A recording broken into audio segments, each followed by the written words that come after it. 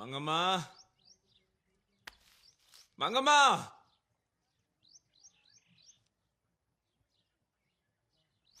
యాడికి పోయావే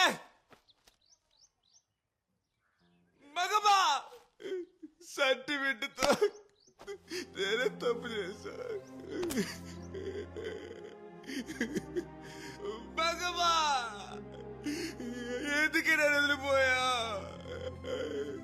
ఎందుకే నేను వదిలిపోయా